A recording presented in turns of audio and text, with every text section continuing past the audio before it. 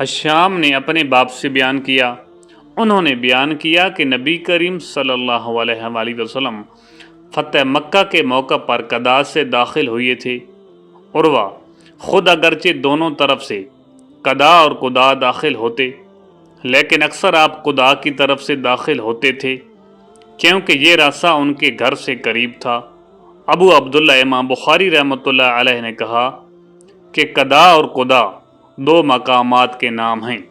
صحیح بخاری حدیث نمبر 1581۔ عمر بن دینار نے خبر دی، کہا کہ میں نے جابر بن عبداللہ رضی اللہ تعالی عنہ سے سنا، انہوں نے بیان کیا کہ زمانہ جاہلیت میں جب کعبہ کی تعمیر ہوئی تو نبی کریم صلی اللہ علیہ وآلہ وسلم اور عباس رضی اللہ تعالی عنہ بھی پتھر اٹھا کر لا رہے تھے۔ عباس رضی اللہ تعالی عنہ نے نبی کریم صلی اللہ علیہ وآلہ وسلم سے کہا کہ اپنا تہمد اتار کر کاندھے پر ڈال لو تاکہ پتھر اٹھانے میں تکلیف نہ ہو۔ حضور صلی اللہ علیہ وآلہ وسلم نے ایسا کیا تو ننگے ہوتے ہی بے ہوش ہو کر آپ زمین پر گر پڑے اور آپ کی آنکھیں آسمان کی طرف لگ گئیں۔ آپ کہنے لگے کہ مجھے میرا تہمد دے دو، پھر آپ صلی اللہ علیہ وآلہ وسلم نے اسے مضبوط باندھ لیا۔ صحیح بخاری حدیث نمبر 1582۔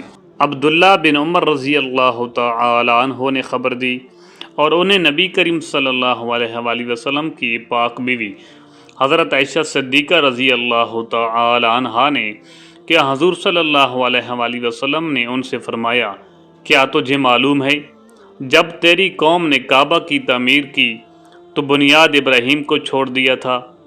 میں نے عرض کیا، یا رسول اللہ، پھر آپ بنیاد ابراہیم پر اس کو کیوں نہیں بنا دیتے؟ آپ نے فرمایا کہ اگر تمہاری قوم کا زمانہ کفر سے بالکل نزدیک نہ ہوتا تو میں بے شک ایسا کر دیتا۔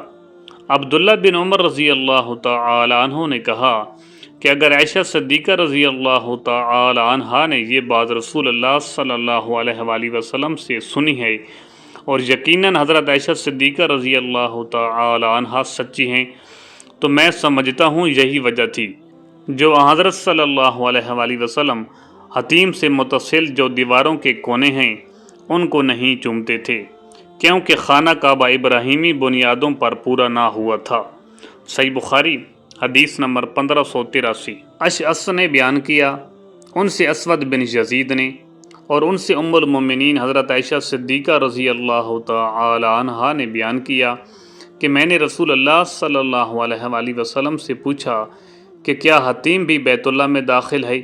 آپ صلی اللہ علیہ وآلہ وسلم نے فرمایا کہ ہاں۔